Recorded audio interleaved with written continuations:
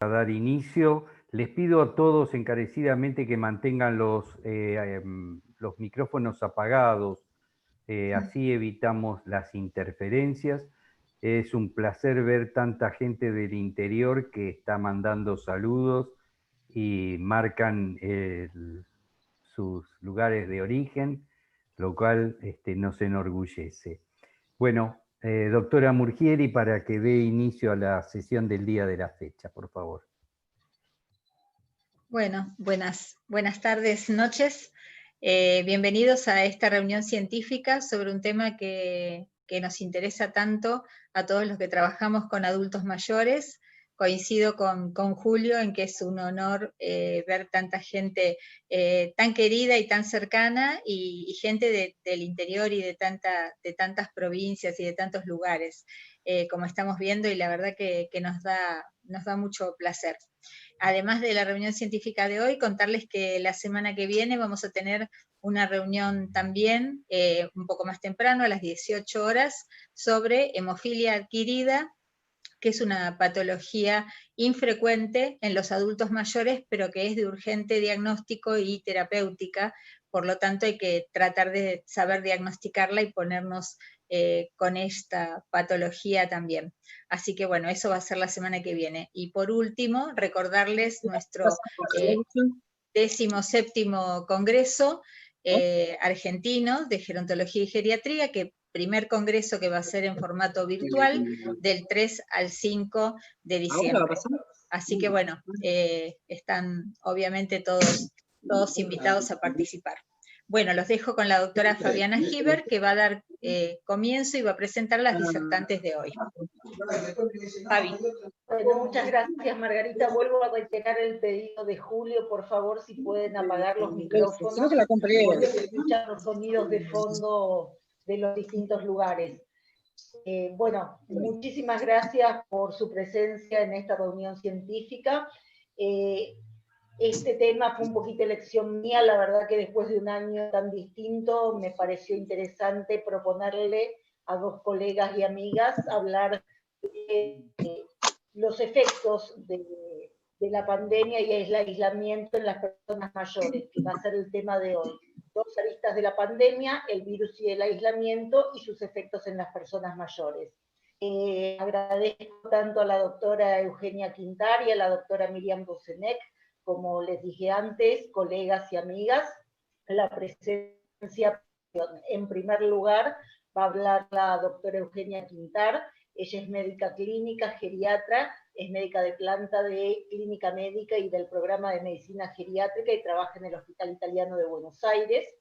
Y la doctora Miriam Bosenec, que es médica clínica, geriatra e infectóloga, también médica planta de clínica médica y del programa de medicina geriátrica del Hospital Italiano de Buenos Aires. Les agradezco ambas y doy la palabra a ellas para que comience la disertación. Bueno, muchas gracias Margarita, Julio y Fabiana por la invitación. Yo voy a intentar compartir la pantalla, a ver si me sale.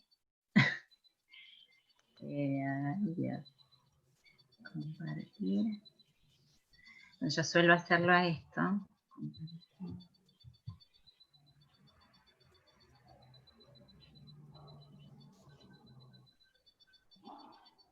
Todos estamos aprendiendo. Bueno, de paso vemos la foto hermosa que tenés allí con tu papá.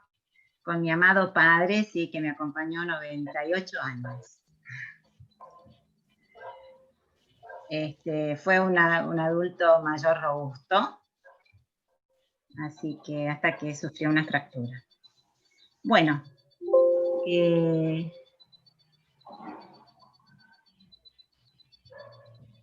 vamos a ver si lo puedo poner. Tendrías que poner en modo presentación. Perfecto. Sí. Bueno, yo voy a hablar de una de las aristas de la pandemia, que es el aislamiento y sus efectos en los adultos mayores. En principio voy a hablar acerca de qué es lo que se sabía del aislamiento en los adultos mayores antes de la pandemia. Después voy a hablar qué es lo que se sabe ahora, el impacto que tiene el aislamiento en los adultos mayores durante la pandemia y cuáles son sus implicancias y qué intervenciones tenemos que hacer nosotros como médicos que atendemos a adultos mayores. Entonces, sabemos que ya del año 300 antes de Cristo, Aristóteles dijo que el hombre es por naturaleza un animal social, y después la sociología, la psicología, medicina, hablaron de que, como este filósofo alemán, Husserl, decía que el sentido del término hombre implica una existencia recíproca del uno para el otro, o sea, que aparece la necesidad de que el individuo viva en sociedad y esté sociabilizado. De hecho, se sabe que los individuos que tienen relaciones sociales fluidas y buenas gozan de mejor salud psíquica y social, y física, perdón. Entonces, cuando hablamos de aislamiento social, aparecen inmediatamente otros dos términos, como ser vivir solo y soledad. Son tres términos que muchas veces se asocian, pero que se imbrincan, cabalgan, pero que de ninguna manera son sinónimos. El aislamiento social es un término totalmente objetivo, que es absolutamente involuntario y que se refiere a que el individuo pierde contacto con el otro, ¿sí? O cuando se relaciona, ese contacto es disruptivo, conflictivo y no es útil. El vivir solo se define por sí mismo y la soledad es un estado subjetivo por el cual un individuo siente o percibe que el vínculo que tiene con el otro o la relación que tiene con el otro es insuficiente o no es la esperada o la anhelada o la deseada. Entonces aparece el sentimiento de soledad. La soledad puede ser una soledad emocional, que es la que se refiere a que el individuo está alejado de sus afectos más cercanos, como pueden ser sus hijos, su pareja, sus amigos más íntimos, o puede ser una pérdida, un sentimiento de soledad referente a lo relacional, que es el grupo más amplio, o colectivo, cuando se relaciona al grupo de trabajo o a una comunidad. Se puede sentir aislado y solo. Como vemos, vivir solo no significa vivir en soledad, ni tampoco tener aislamiento social. Sentirse solo no necesariamente tiene que estar aislado el individuo, pero que generalmente la persona que tiene aislamiento social padece soledad. Entonces, como yo les decía, para tener sentimientos tener un estado de buena salud física y psicológica, el individuo tiene que estar relacionado y tener relaciones que sean fructíferas y que les den buena calidad de vida. Cuando esto no ocurre, cuando las relaciones sociales son nulas o deficientes, aparecen un conjunto de enfermedades, o sea, aumenta la morbimortalidad, porque se supone que el individuo que pierde contacto con los otros, puede tener mayor posibilidades de tener alteraciones en el sueño, una dieta inadecuada, si está confinado se torna sedentario, puede aumentar el consumo de alcohol o de tabaco si antes lo hacía, y entonces empeoran todos los factores de riesgos vasculares, también como yo les muestro en esta revisión ya del año 2009, hay trabajos que datan de la década del 90 y del 80 inclusive, en los que hablan de que la desconexión social o la percepción de soledad se asocia a un aumento en la morbimortalidad que oscila entre el 26 y el 32%, y el riesgo a padecer enfermedades de aquel que está aislado se compara o se equipara a aquel que fuma 15 cigarrillos cigarrillos por día o que sufre obesidad. También se asocia a padecer enfermedades o trastornos del ánimo y deterioros cognitivos. El aislamiento social es deleterio para cualquier grupo etario, pero es mucho más ostensible en los adultos mayores, porque se supone que tienen menos reserva para responder adecuadamente a estresores, o sea, son más frágiles y generalmente tienen más comorbilidades que los hacen más vulnerables a la desconexión social. Entonces, en este trabajo hablan de que la probabilidad que un individuo que esté aislado tenga una buena, una excelente salud física es menor, ¿sí? Entonces, ya en este trabajo del 2018, que es previo a la pandemia, habla de los factores de riesgo del aislamiento en el individuo, y que hay algunos que tienen que, como ustedes verán, son todos involuntarios, que no dependen de quien la padece, o sea, la edad, los mayores de 75 años tienen mayor predisposición a tener aislamiento, los solteros, los que quedan recientemente viudos, los separados, los que se acogen a una jubilación, los que tienen pérdidas de ingresos económicos también sufren aislamiento por no tener acceso a algunas actividades sociales, y la barrera idiomática también la describen como una causa de aislamiento, y las pérdidas sensoriales como la hipoacusia, la pérdida de agudeza visual, los trastornos de la marcha, el miedo a caer, los dolores, la depresión, el deterioro cognitivo, todo eso conlleva que el individuo se restrinja la salida de su domicilio. Lo relacional se refiere a que el individuo no puede establecer relaciones con otros fluidas, entonces tiene relaciones disruptivas o conflictivas, y eso también lo lleva a que el individuo se aísle. Y si vive en un barrio, en una comunidad no amigable, en barrios a donde hay alta criminalidad, que son riesgosos, que son difíciles de acceder, que no tienen transportes adecuados, el individuo también se retrae y sale menos. Y si hay factores que son externos, como las políticas socioeconómicas que generan mucha inequidad social o económica, o se margina definitivamente al adulto mayor y no se lo involucra en las actividades sociales, el individuo también tiende a retraerse. Bueno, hasta ahora vemos todo lo que sucede en el aislamiento. Ahora vamos a ver digamos, qué es lo que predispone, y vamos a ver las consecuencias del aislamiento. La más conocida es el sedentarismo. Sabemos que previo a la pandemia, entre el 20 y el 40% de la población era sedentaria, y siempre se asocia el sedentarismo con un aumento de los factores de riesgos vasculares. Ustedes saben que el sedentarismo, los individuos que están confinados, al quedarse quietos, disminuyen la actividad al aire libre, entonces aumenta el colesterol, aumenta la insulinoresistencia, hay un estado proaterogénico, donde hay un aumento de estrés oxidativo, hay todo un trastorno en la vasculatura micro y macro, y genera como yo les digo, un aumento de todos los eventos cardiovasculares, y aumenta la mortalidad. Pero no tan solo el sedentarismo actúa sobre el endotelio, sino también sobre el músculo y el hueso, que son dos entidades que son fundamentales para nuestros adultos mayores. La inactividad genera pérdida de masa muscular, con aumento de la debilidad, con aumento, con una velocidad de la marcha disminuida, mayor predisposición a caídas.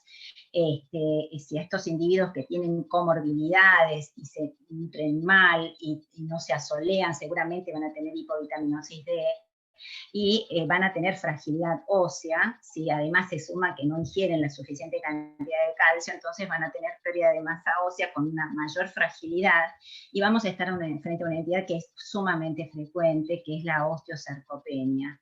Entonces hay pérdida de masa ósea, pérdida de masa muscular, mayor tendencia a caer, mayor riesgo de fracturas, mayor disabilidad o discapacidad, aumento de morbilidad. Otro efecto del aislamiento son los trastornos en la nutrición. En este trabajo habla de cuáles serían los factores sociales o económicos que influirían en la malnutrición de los adultos mayores, y acá demuestran cómo el vivir solo, el haber quedado solo después de una separación o un divorcio, es un factor de riesgo para la malnutrición en los adultos mayores.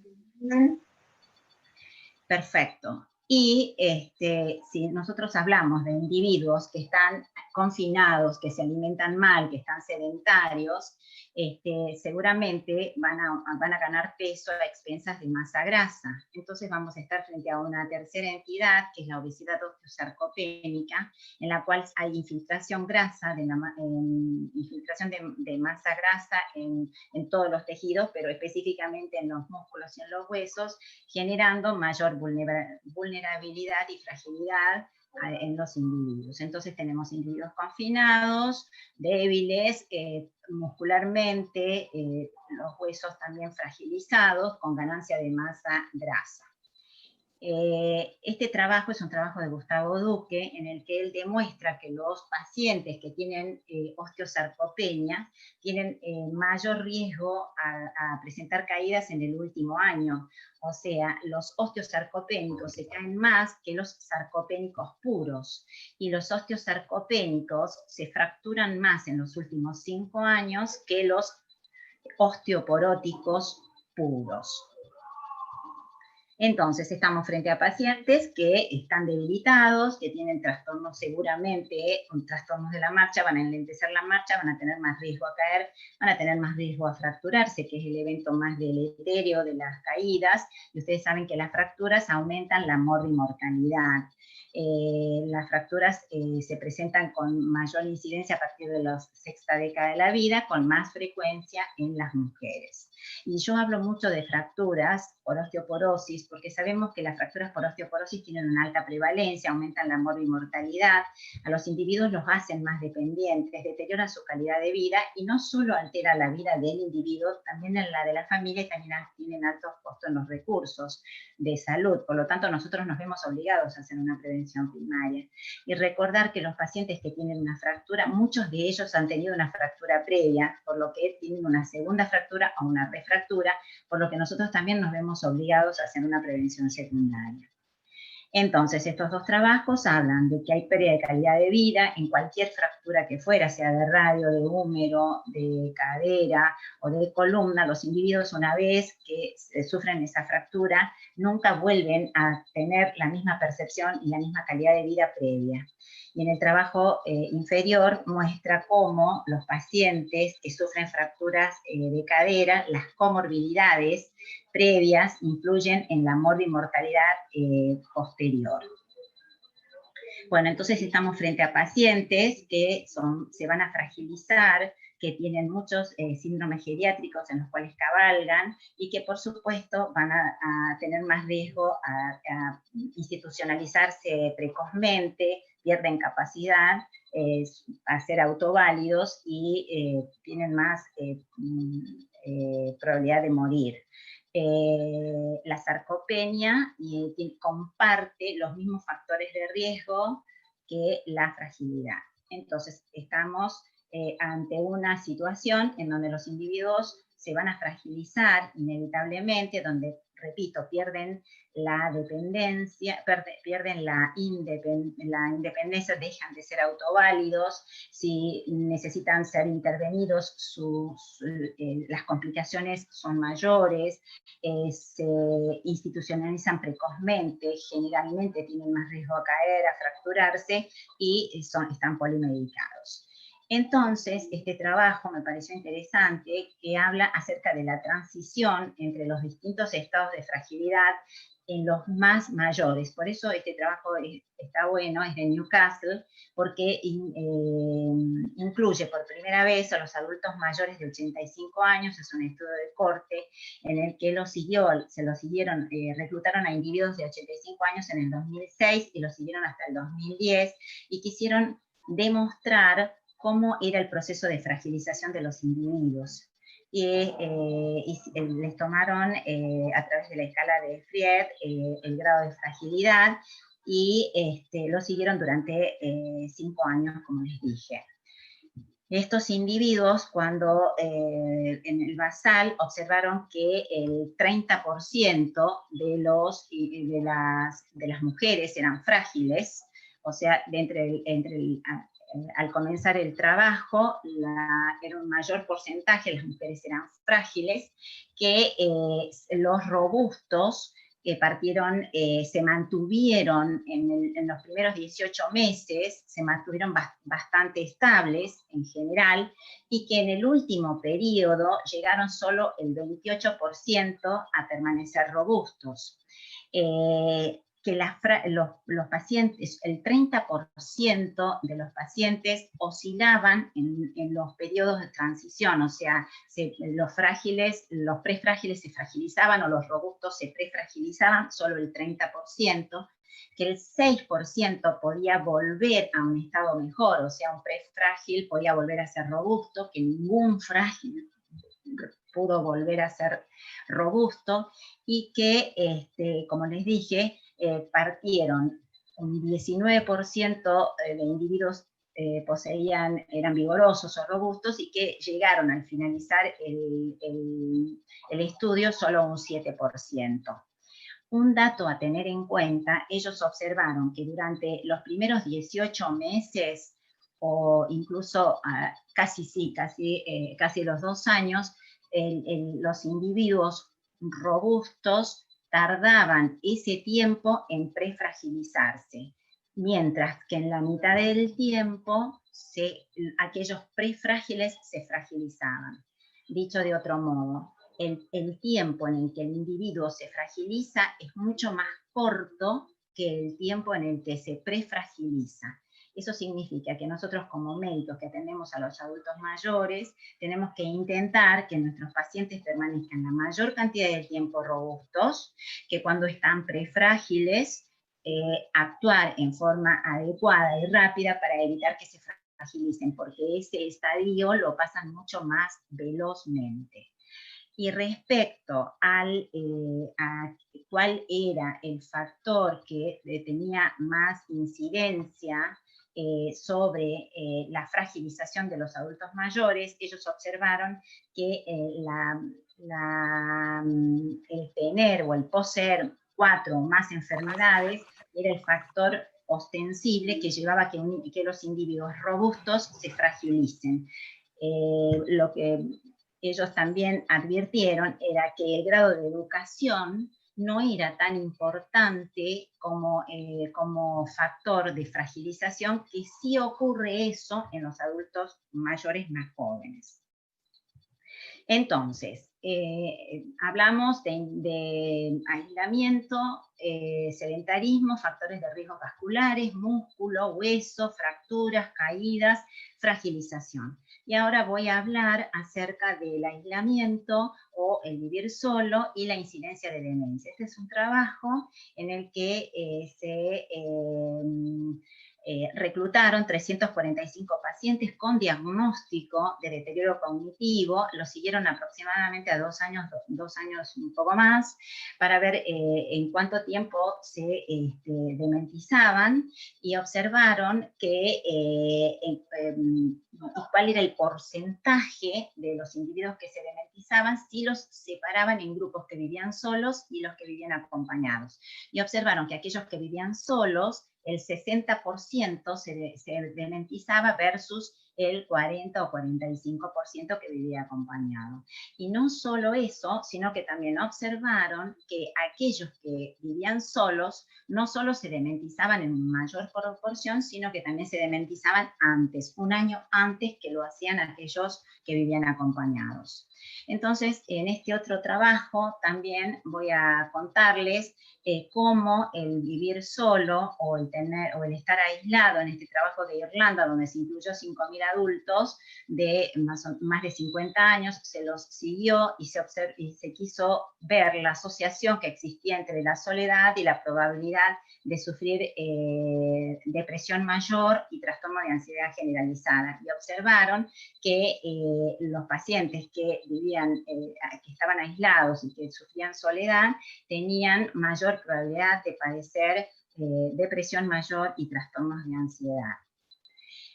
Ahora, este trabajo muestra cómo el vivir solo y la soledad aumenta la mortalidad por cualquier causa.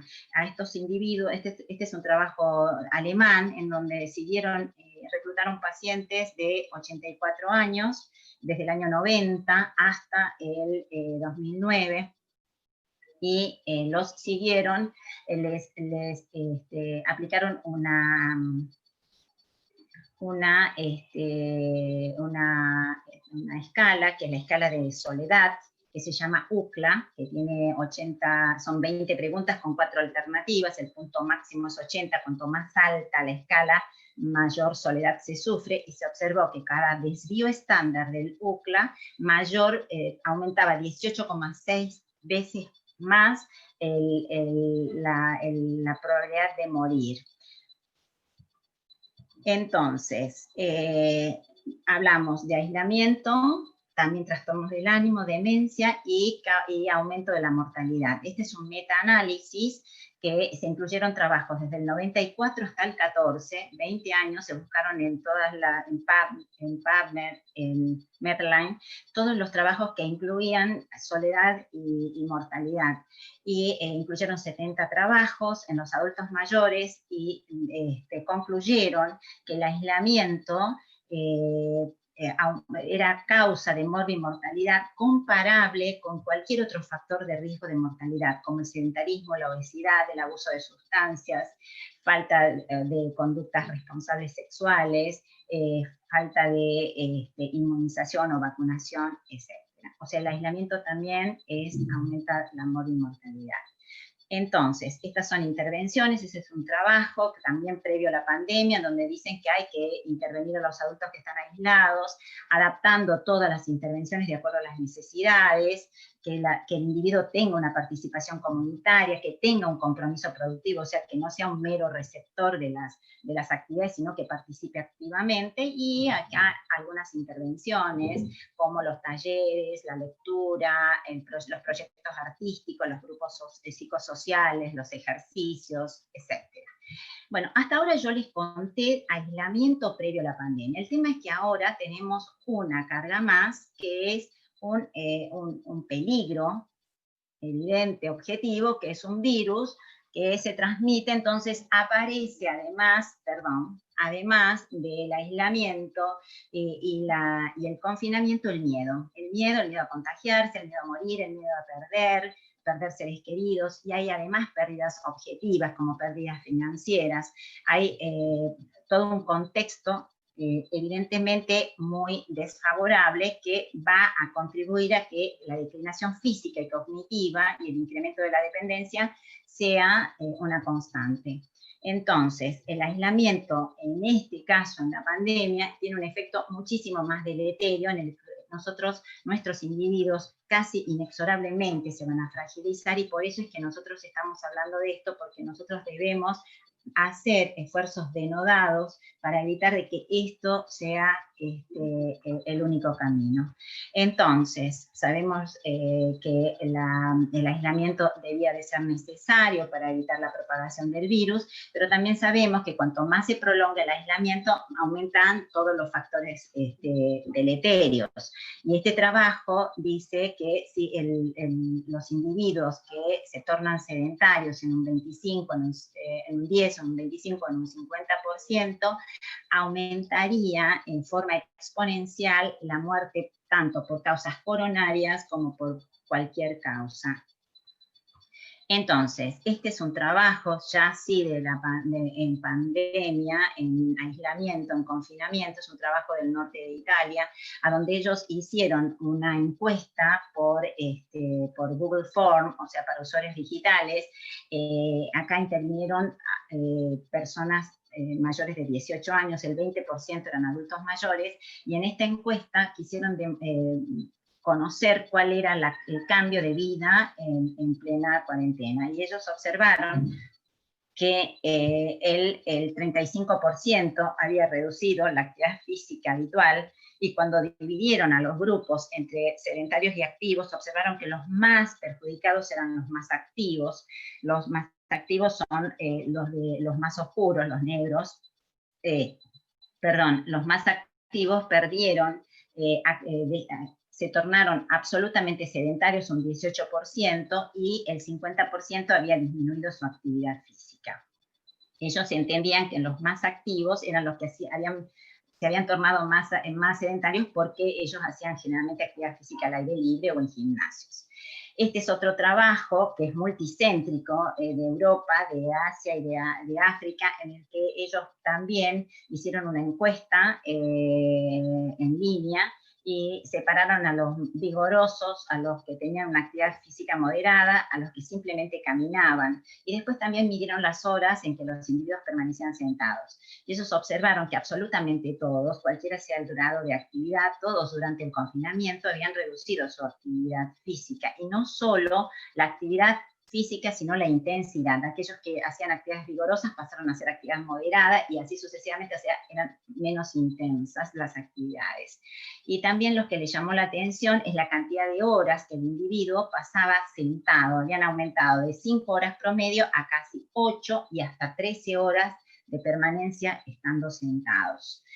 Este es un trabajo iberoamericano a donde ellos quisieron demostrar la influencia de la actividad física que realizan los individuos mientras están confinados durante la pandemia y qué impacto tenían sobre el estado psicológico. Se les midió la actividad física, se midió mediante la escala de DAS, la depresión, y mediante una escala especial se trataba de dilucidar si tenían estrés postraumático. Son 3.000 personas que han sido encuestadas.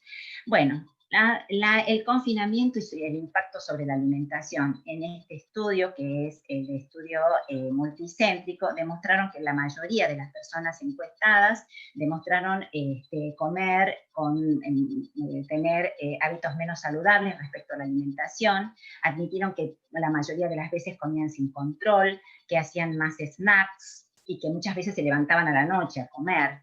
A tal punto que el 42% había aumentado el consumo de alimentos y el 39% había aumentado de peso. Y cuando se les preguntó cuántas comidas principales tenían durante la pandemia, algunos llegaron a decir que hasta 5 comidas principales y 3 y 4 comidas principales, en tanto que previo a la pandemia casi la mayoría tenía solo 2 comidas principales. Perfecto. También vamos a hablar del impacto del aislamiento en el sueño. Saben que al individuo estar confinado tiene un mayor desorden en su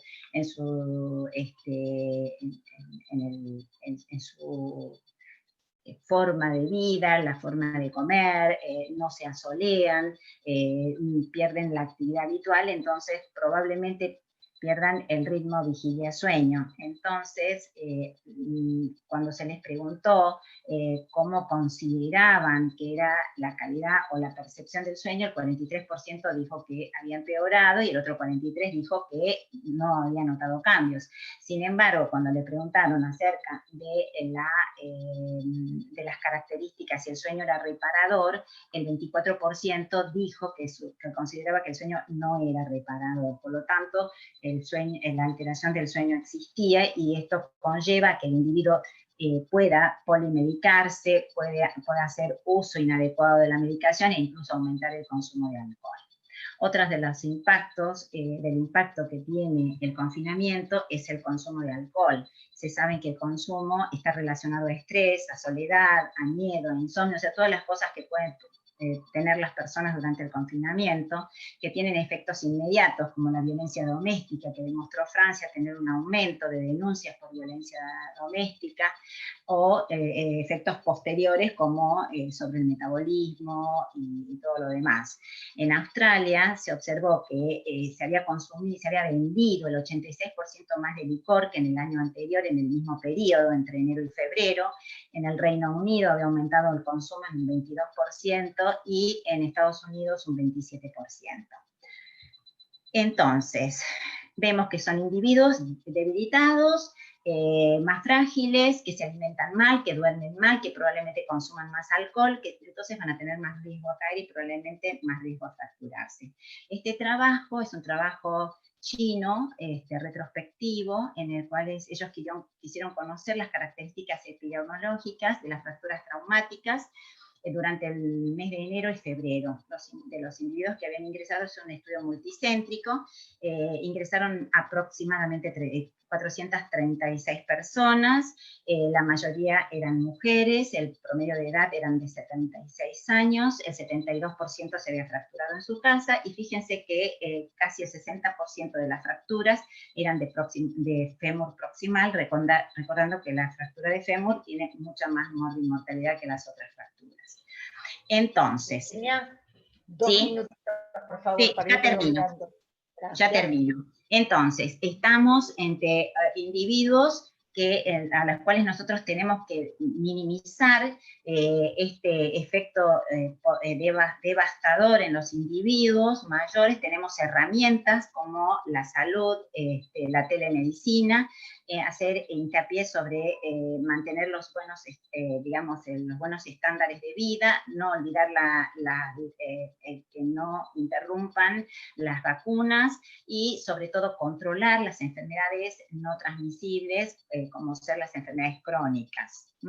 Entonces, sabemos que hay mucha más prevalencia de distrés psiquiátrico, que los pacientes pueden aumentar su mortalidad, y nuestro objetivo es mitigar las repercusiones. ¿Y de qué manera? Reconociendo a los más vulnerables.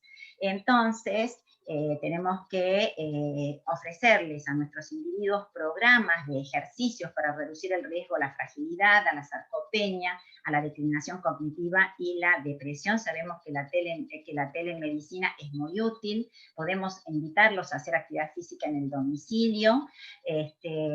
No olvidar que tenemos un grupo que son los adultos mayores que tienen deterioro cognitivo, que seguramente van a empeorar su deterioro cognitivo, que van a empeorar sus trastornos conductuales.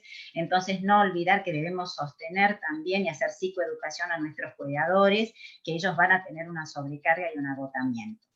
Entonces, hay otra enfermedad que muchas veces no se jerarquiza, que es la osteoporosis.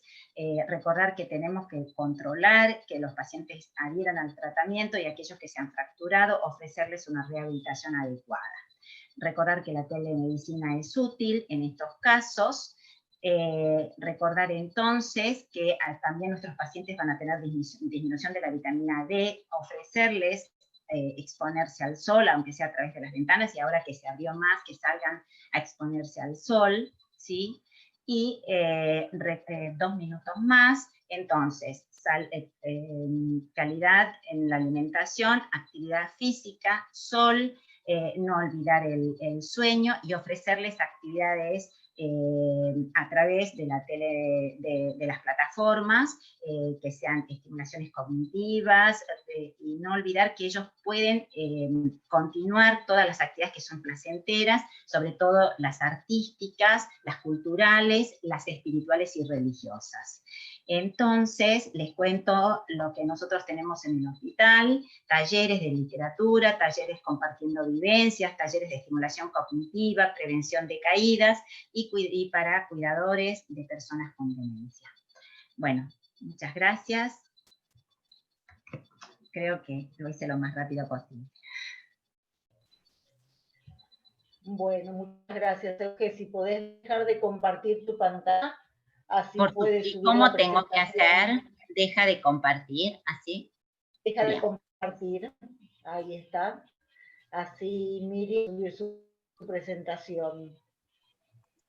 A ver, si quieren ir dejando sus preguntas, al finalizar la presentación de la doctora Bosset, tendremos un ratito para contestar las preguntas que vayan surgiendo.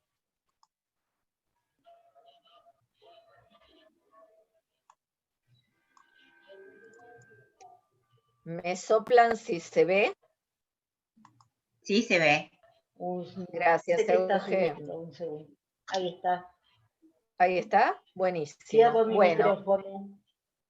Bueno, gracias, hola. Buenas noches a todos, gracias por estar ahí. Gracias Margarita, Julio, Fabi por la presentación, Euge por la primera mirada de todo esto. Cuando pensamos en esta charla con Fabiana y con Eugenia, pensamos como dos miradas de una moneda, ¿no? Las dos caras de una sola moneda. Y así encaramos esto. Euge habló de una de las caras, el aislamiento, y yo voy a hablar de la otra cara, el virus. Como infectóloga que soy, geriatra, pero infectóloga también, vamos a encarar eso. Esta va a ser nuestra agenda. Primero hablamos de la patogenia, la transmisión, qué pasa con la inmunidad, específicamente en personas mayores, cómo es la clínica en esta población, los factores de riesgo y cómo influyen, la carga de enfermedad y letalidad, y finalmente las conclusiones. ¿Qué pasa con la patogenia? Sabemos que la entrada del virus a la célula es a través del receptor, fundamentalmente del receptor AC2. Sin embargo, esto no solamente es el único receptor por el cual se une el virus a la célula humana. También hay otros receptores secundarios, que los vamos a ver después, que son lectinas, y también el receptor de PP4. Esto, que no se descubrió de entrada, hace que todos los órganos que puedan tener estos receptores obviamente invitan al virus a participar de sus funciones o disfuncionalizarlos. Esto empieza entonces con la unión del virus al receptor AC2. El receptor AC2 está fundamentalmente en dos lugares, en la profundidad del pulmón, en los alvéolos, y también en el intestino delgado. Esta sería una de las causas por la cual las primeras manifestaciones son fundamentalmente respiratorias y mucho digestivo. Nosotros vemos muchísima diarrea como expresión del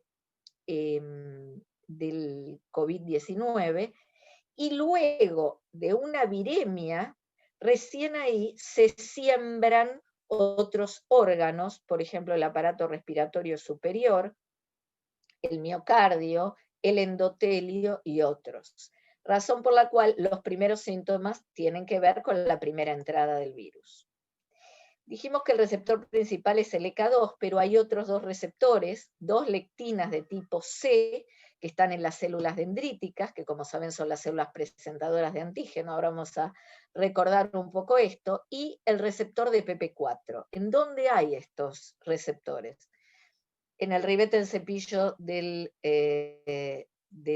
intestino delgado, en células del corazón, en los alvéolos, en los túbulos proximales renales, en el páncreas, en el hígado, en la próstata, y también en los leucocitos una vez activados. O sea, los leucocitos, lugar especial de daño, sobre todo los linfocitos, lugar especial de daño o sea, de célula blanco, de daño del virus, no tienen receptores para el virus. El virus necesita ser presentado por una célula presentadora de antígeno, como puede ser el macrófago o la célula dendrítica, y una vez que el macrófago o la célula dendrítica ofrece en su membrana al virus, al antígeno viral, recién ahí el linfocito es capaz de reconocerlo. Esto empieza con el SARS-CoV-2 uniéndose a la célula dendrítica o al macrófago, a la célula presentadora de antígenos. Esto genera una primera liberación de citoquinas, de quimoquinas, y a su vez mayor llamado, llegan más células presentadoras de antígenos. Esto aumenta la liberación de citoquinas y quimoquinas, y esto impacta negativamente en los órganos, fundamentalmente en el aparato respiratorio, estimula a las células T, que empiezan su participación recién acá, y en el endotelio. Estas células parasitadas por los virus tienen una apoptosis o muerte celular programada importante. Pero ¿qué pasa en los adultos mayores? Esto no es tan así. La liberación de citoquinas y quimoquinas, la tormenta de citoquinas que llamamos, tiene dos lugares fundamentalmente de impacto. A nivel pulmonar, a nivel alveolar, en la profundidad del pulmón, y a nivel endotelial. La inflamación endotelial, ¿qué es lo que produce? Por un lado, esta endotelitis, con microangiopatía y un secundario daño a nivel tisular, trombos, tanto en la micro como en la macrocirculación, activación del complemento, lo que sigue empeorando la tormenta de citoquinas, producción y degradación de fibrina y agregación plaquetaria, que se nota con dos marcadores de gravedad que podemos medir en sangre, que son el aumento del dímero D por un lado y la trombocitopenia por otro. Sabemos que la transmisión del virus es a través de grandes gotas, porque el virus es pesado. Entonces, el virus no se transmite en pequeñas gotas, como otras enfermedades respiratorias, como el sarampión, por ejemplo, sino que es a través de macrogotas, gotas que pesan más de 5 micras, y que miden, más de 5 micras, y que pueden depositarse en los fomites, en las superficies que están cerca de la persona que está infectada, o transmitirse de persona a persona cuando la distancia entre dos es pequeña. No hay posibilidad, o al menos no desde el punto de vista de la demostración, que muestren que del fomite llega a la persona, sino a través de las manos y van a la mucosa del rostro, ojos, nariz y boca. Por eso la importancia de la protección ocular y nariz y boca cuando estamos en contacto con los pacientes.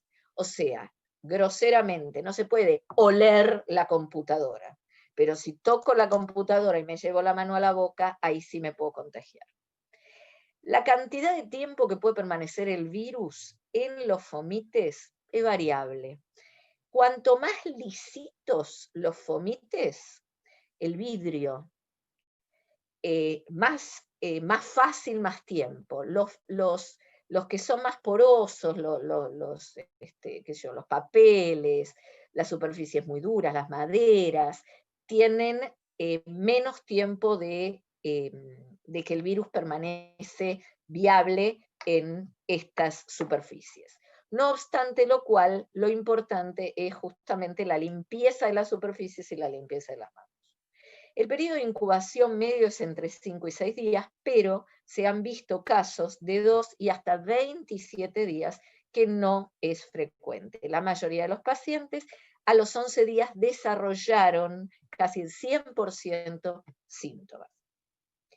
El virus tiene una predilección, como ya explicamos por qué, por el aparato respiratorio inferior, y esto es importante, sobre todo en frágiles y en institucionalizados. ¿Por qué? Porque hay un asintomático que puede estar llevando el virus y que la persona que se va a enfermar, que se va a contagiar, lo va a expresar directamente con una enfermedad a nivel pulmonar, alveolar y severa. Dijimos que una vez que las células presentadoras de antígeno ofrecen, fagocitan al virus y lo ofrecen en su membrana, empieza la tormenta de citoquinas. Una liberación de factores proinflamatorios como el factor de necrosis tumoral alfa, las interleuquinas 1, 6, etcétera, que tienen una buena intención, que es echar al patógeno del organismo. Pero una vez que esto se empieza a generar este círculo vicioso en donde hay más presentador de antígeno, más citoquina, más tormenta de citoquina, más vasodilatación, más llegada y así, esto empieza a dañar, igual que, por ejemplo, en la hepatitis viral, en donde la autoinmunidad, o sea, toda esta cuestión de las citoquinas, genera más daño hepático. Acá pasa exactamente lo mismo, en donde el daño del virus es un daño mixto, producido por el virus per se y por las citoquinas que justamente están generando toda esta inflamación a nivel endotelial, a nivel vascular, a nivel pulmonar mismo. Entonces sale la idea de bloquear los mediadores inflamatorios. No es una mala idea, pero no parece la mejor en cualquier circunstancia. Probablemente esto en algún momento puntual serviría desde el punto de vista teórico, pero no en cualquier momento, porque bloquea la respuesta natural del organismo. ¿Qué pasa entonces en las personas mayores? Dijimos que las células parasitadas por el virus tenían una apoptosis, una muerte celular programada. Esta apoptosis es menor en los adultos mayores, por lo tanto la viremia es más prolongada. Por otro lado, los linfocitos T reguladores directamente dañados por el virus y que dijimos que son recién afectados cuando los presentadores de antígenos se los ofrecen, producen mayor cantidad de citoquinas, se producen mayor cantidad de citoquinas inflamatorias. Entonces, estas dos cosas, no hay linfocitos que la corten y las citoquinas proinflamatorias se producen, genera esto que se llama la tormenta de citoquinas, que en adultos mayores se torna incontrolable y por lo tanto daña más la pared arterial, produciendo los trombos intravasculares, el daño intravascular, los microinfartos que llevan finalmente al fallo multiorgánico, que es lo que finalmente produce muchas veces la letalidad en estos casos. ¿Qué pasa en cuanto a la clínica? Sabemos previamente que en todas las manifestaciones infecciosas hay manifestaciones atípicas por el envejecimiento del sistema inmune, por la alteración de las defensas locales, por el uso de fármacos que limitan la expresión de la fiebre, del dolor, etc. Muchas veces por la dificultad en la expresión del paciente y en la anamnesis, el examen físico, sobre todo obviamente esto en institucionalizados y pacientes frágiles.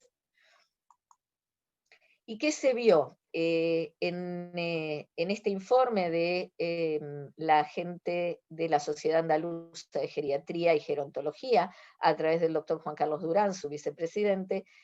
Después de la primera ola en España, ellos lo que han visto sobre todo es que la enfermedad cursó en forma atípica y lo que más vieron es febrícula, no fiebre alta, astenia, falta de fuerza y sobre todo en los pacientes con demencia, un deterioro con síndrome confusional. Ellos lo que acentuaban era cualquier cambio en el estatus basal de un paciente, sobre todo frágil, tiene que llamarnos la atención e ir a buscar algo, que en este caso obviamente el COVID con mayúsculas.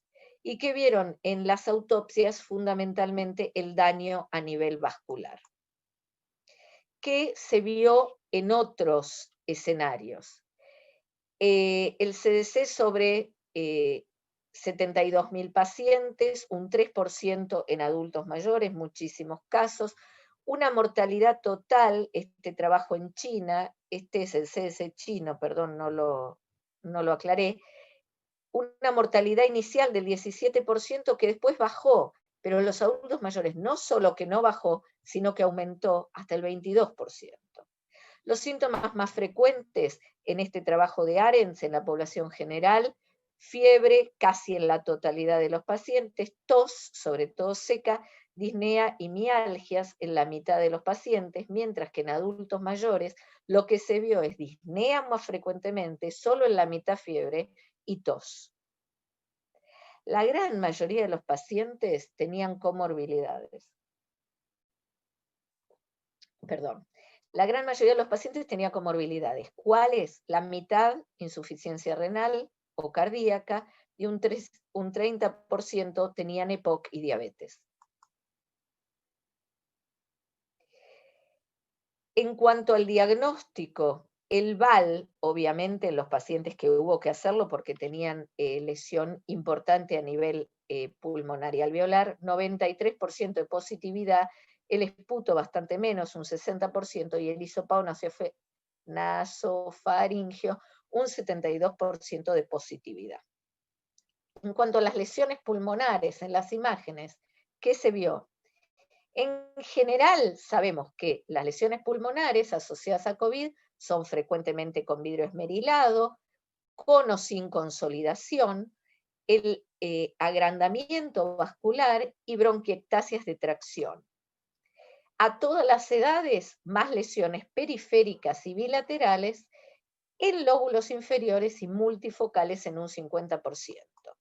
En adultos mayores, en cambio, opacidades nodulares, lo más frecuente, vidrio esmerilado en la mitad de los pacientes, derrame pleural, que seguramente digamos, nosotros en el hospital lo hemos visto mucho, consolidaciones focales y engrosamiento pleural mucho menos. En cuanto a las comorbilidades, la edad promedio de los fallecidos sabemos que, ay, ¿qué toqué? Es alrededor de los 80 años, mortalidad que va aumentando con la edad. En este trabajo, estos son todos los trabajos que están resumidos acá. En este trabajo en Estados Unidos, en 4.200 pacientes, vean la diferencia: 1% de mortalidad en menores de 54, 3% cuando subimos hasta los 65, hasta el 11% hasta los 84 años, y 10 hasta el 27% en personas de más de 85. Sobre todo la asociación con las comorbilidades, y a más comorbilidad, más riesgo. Las personas en Estados Unidos, un 17% de las personas mayores tienen comorbilidades, que son fundamentalmente enfermedad cardiovascular, diabetes, hipertensión muy frecuentemente, EPOC, insuficiencia renal crónica. En pacientes sin comorbilidades, una mortalidad del 1,4%. Cuando hablamos de comorbilidades, una mortalidad del 13% en personas con enfermedad cardiovascular, me asusté, y una mortalidad del 9% en diabéticos, hipertensos, EPOC y cáncer, neoplasias activas. ¿Cuáles fueron los factores de riesgo en nuestro país? Los celestes, mayores de 60, los naranjas, menores. Ven que la diabetes en ambos, muy importante, la insuficiencia cardíaca y las enfermedades neurológicas, por supuesto más en adultos mayores, obesidad se reparte bastante, EPOC más en adultos mayores, y enfermedad oncológica activa, insuficiencia renal, también un poco más en adultos mayores, tabaquistas y extabaquistas, ambos factores de riesgo que vimos en nuestro país, inmunocompromiso, hepatopatía, tuberculosis, mucho menos. Vemos acá cómo la mortalidad se va metiendo cada vez más, el turquesita, se va metiendo cada vez más cuando subimos en la edad, lo mismo en nuestro hospital, el hospital italiano, en donde tenemos una población de personas mayores muy importante, donde tuvimos a partir de los 50 años va trepando, pero sobre todo después de los 60 y mucho más de 80, mucha más la mortalidad, cerca del 27%, un poco menos un poco más en nación que en nuestro país, en nuestro hospital, pero también una mortalidad mucho más importante. Lo mismo acá, vemos que la gran carga de enfermedad se da en jóvenes, pero la letalidad se da mucho más en adultos mayores. Lo mismo acá, en donde vemos además la diferencia por grupos, por sexo, en donde hay amarillo mujeres, verde varones, y acá el sexo que no lo tenemos determinado, también más en varones. ¿Por qué la alta mortalidad en adultos mayores? Probablemente las elevadas comortalidades tengan que ver, la alta prevalencia de demencia, fragilización, síndromes geriátricos en general, sobre todo institucionalizados, menor reserva fisiológica y capacidad intrínseca. Siempre es importante recordar, sobre todo obviamente entre geriatras, esto está como muy, muy aceitado, pero siempre recordar la importancia de medir la escala de fragilidad, como bien lo dijo Euge antes. Siempre ofrecer cuidados de finales de vida, siempre ofrecer cuidados de finales de vida, aún en el peor escenario, no pudiendo ofrecer buenos cuidados, no pudiendo ofrecer hospitalización, etcétera, pero siempre ofrecer cuidados de finales de vida. Euge ya nos habló del aislamiento, ya nos explicó que esto tampoco era gratis, ni muchísimo menos, y claramente nosotros no pensábamos que esto iba a ser tan largo y que íbamos a tener que hablar de aislamiento 8 meses más tarde, por lo tanto ahora intensificar la idea de que el distanciamiento sí, el aislamiento no, que las personas se cuiden, pero que salgan, que eviten esta sedentarización, no sé si existe la palabra, y fragilización cada vez peor. Por lo tanto, la mayor carga de enfermedad se da en la población de jóvenes, pero la mortalidad más en adultos mayores. La presencia de comorbilidades y los cambios inmunológicos asociados a la inmunosenescencia y al envejecimiento ponen a las personas mayores en riesgo tanto de desarrollar enfermedad más grave como mayor letalidad. Las personas mayores tienen menos manifestaciones clásicas, buscar y tener una amplia mirada a los cambios en el estatus basal en estos pacientes, sobre todo los pacientes frágiles, siempre tener alta sospecha, y es probable que los asintomáticos tengan un rol, si bien no sabemos mucho de los asintomáticos, esa es la verdad, los trabajos muestran una diferencia enorme entre lo que se supone asintomáticos, pero probablemente tengan un rol importante en la transmisión y en la cadena de transmisión de la COVID-19. Muchas gracias. Muchísimas gracias a vos, Miriam. Si dejé compartir, ahora sí, nos estamos viendo todos. Bueno, muchísimas gracias a ambas por la presentación. Eugenia, si querés abrir tu cámara, así podemos contestar algunas de las preguntas que hay. Sí, estoy. Bueno, muy bien. Héctor, no tengo el apellido de Héctor, pregunta, ¿cuál sería el tiempo de exposición y el horario en el cual se deberían exponer al sol las personas mayores para poder adquirir mayores, digamos, niveles de vitamina D? Bueno, en realidad el horario es en el que no quieren las dermatólogas, en el que hay mayor poder calórico, ¿sí?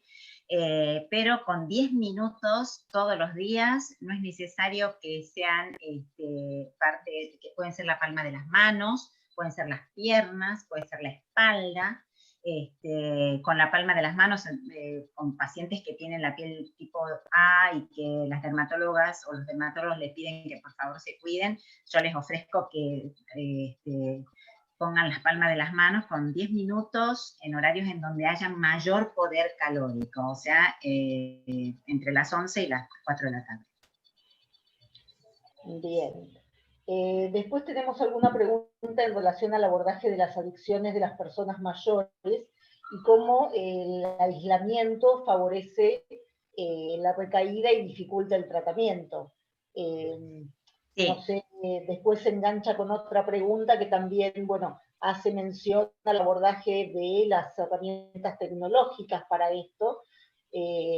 No sé si querés hacer algún comentario al respecto. Sí, mira, bueno, yo soy geriatra, no soy psiquiatra, pero entiendo que, bueno, los pacientes que tienen hábitos, conductas, digamos, hábitos tóxicos, seguramente pueden tener más recaídas, pero me parece que es cuando uno más los tiene que sostener desde el punto de vista psiquiátrico y tratar la depresión y tener mucho resorte psiquiátrico y sobre todo evitar el aislamiento, la soledad, y reforzar los vínculos sociales, me parece que es la idea, ¿no?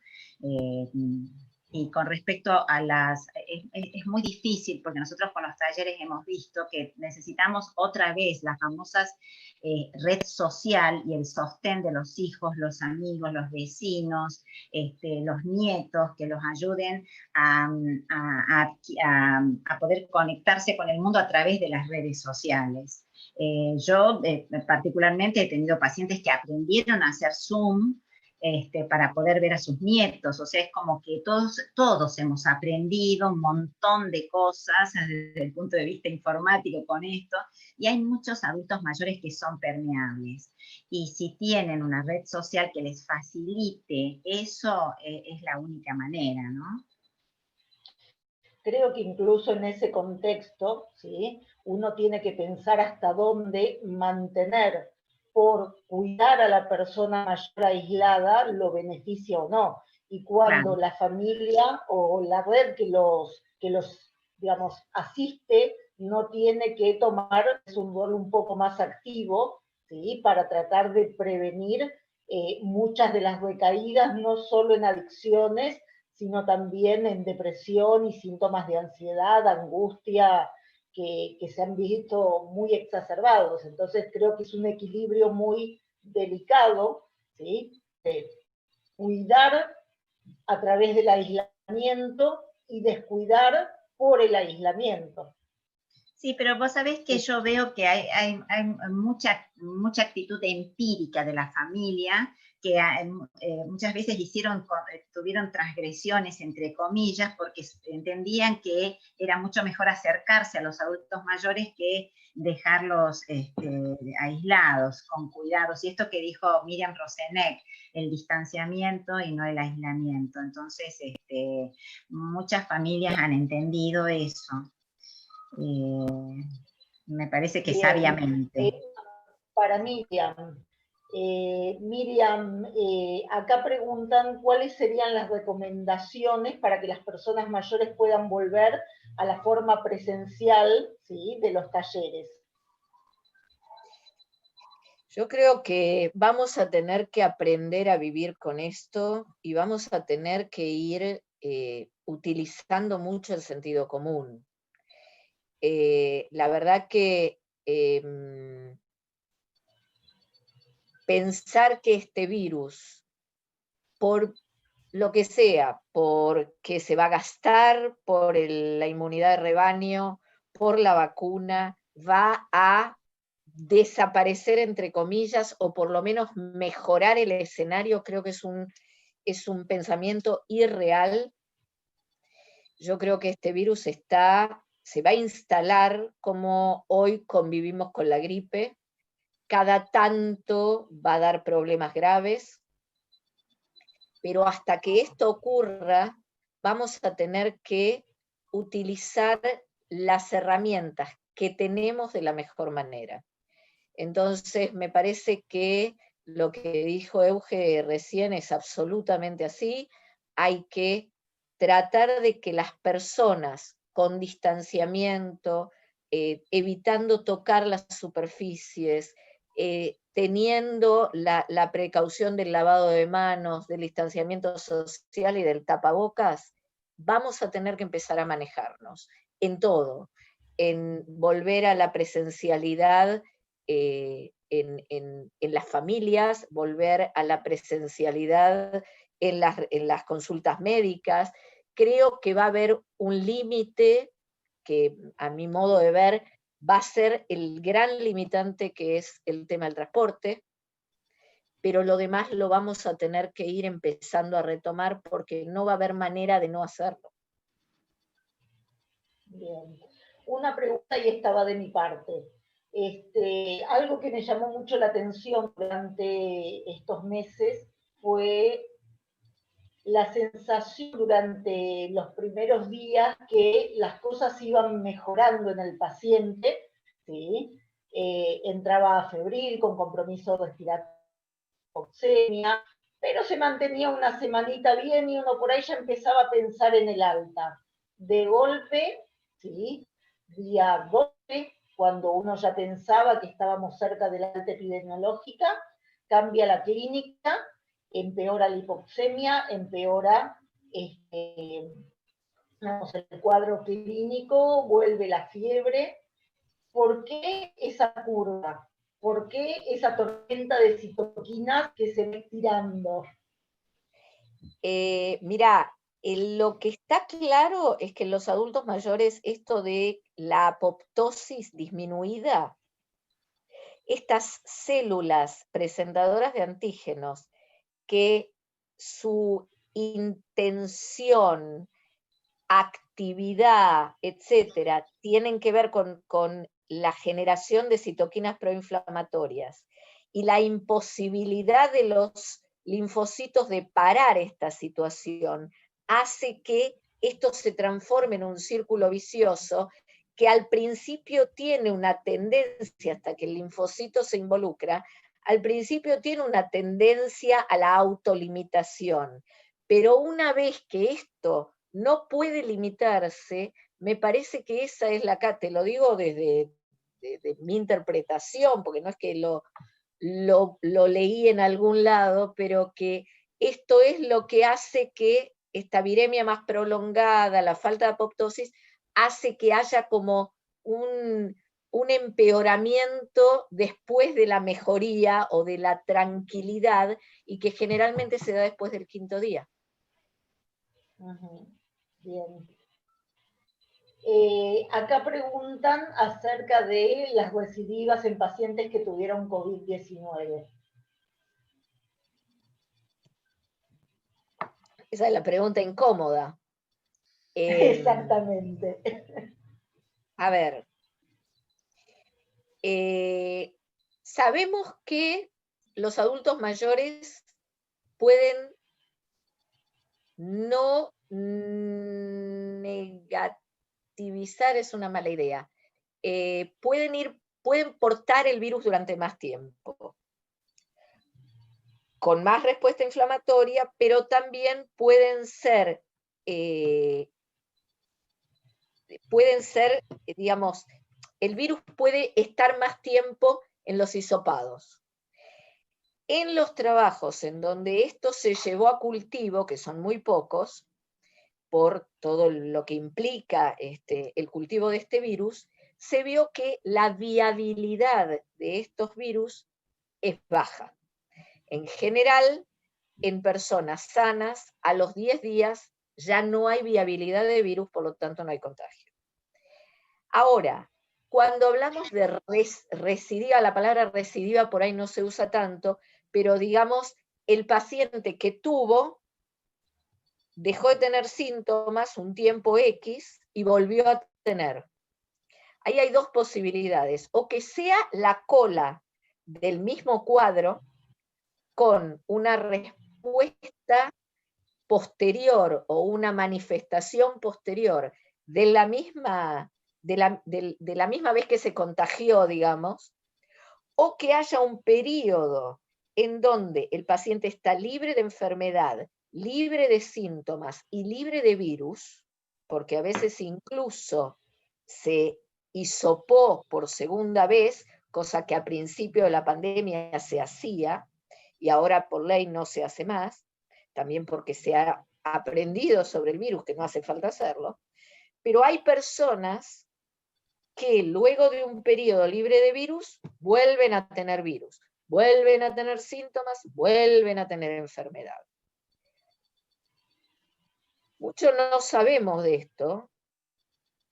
Podemos sí decir que es un ARN virus y que en general los virus ARN son virus más mutagénicos, son virus que tienden a aparecer en 2 brotes cuando hay una pandemia.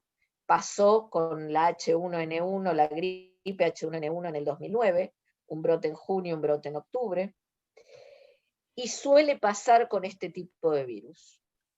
Hay poca gente que tiene 2 veces. Millones de casos en el mundo, muy pocos reportados de una nueva infección. No sabemos cómo actúa la inmunidad en ese momento, si a veces la inmunidad empeora las cosas, y a veces la inmunidad protege y hace que el segundo cuadro sea más leve. Lo que sabemos es que esto es infrecuente, esto está claro, es infrecuente, pero hay casos documentados, y hay muchos casos documentados. A ver, no, mentira. Hay pocos casos documentados, pero hay casos muy bien documentados. Entonces, eso es un escenario. Y el otro escenario es el long COVID, el COVID largo, el post-COVID, digamos, el cuadro que persiste, el síntoma que no termina, la tos, la astenia, las mialgias, la diarrea, que siguen y siguen y siguen, y están los pacientes mucho tiempo con este tipo de síntomas. Poco se sabe de esto, poco sabemos qué hacer. Nosotros en el hospital lo estamos protocolizando para ver cómo sigue el asunto. Probablemente todo lo que tenga que ver con la respuesta inflamatoria, tal vez en algún santuario. Santuarios son los lugares en donde la inmunidad no llega bien y los bichos se esconden. Podría ser. Todas preguntas. O sea, mucho para aprender todavía. Uf, un montón. Bueno, 2 últimas preguntas muy cortitas, estilo ping-pong. Para Miriam me quedó una y una para Eugenia. Una de las preguntas era si podría indicarse algún bucho cepillado antiséptico bucal para disminuir carga viral o prevenir contagio. No hasta donde yo sé. Está probado, hay ideas de todo, pero hasta donde yo sé, ningún trabajo que pruebe que esto puede llegar a servir para algo. Bien, y la última para Eugenia. Los adultos mayores dependientes, ¿hay trabajos que hayan mostrado que se vean más afectados que los independientes por el aislamiento? Sí, seguramente. Los más dependientes se disfuncionalizan mucho más, se fragilizan mucho más. Primero, porque lo poco que podrían rehabilitarse no lo hacen. Y segundo, porque los cuidadores están en otra. Muchos de los cuidadores no van a cuidarlos porque están confinados también. Y muchos de los cuidadores que son informales, que son su familia, tienen que partir el tiempo en cuidar a sus hijos, a cuidar al adulto mayor. Entonces, verdaderamente se ven afectados totalmente, se fragilizan muchísimo más. Bueno, en atención al horario y para terminar puntualmente, agradezco a todos la presencia. No sé, Marga, si querés agregar algo antes de que nos despidamos. Los esperamos el martes próximo a las 18 horas. Saldrá la promoción para que puedan inscribirse como lo han hecho para las reuniones científicas.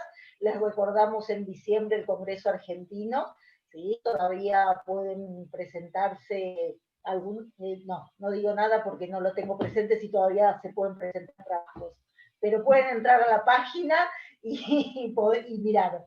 Marga. Bueno, nada, muchas gracias, buenas noches. Gracias. Buenas noches y a descansar a todos. Gracias, Miriam, gracias Eugenia por la presentación. Gracias a ustedes. Gracias. Chau, gracias por la invitación. Gracias, muchas gracias.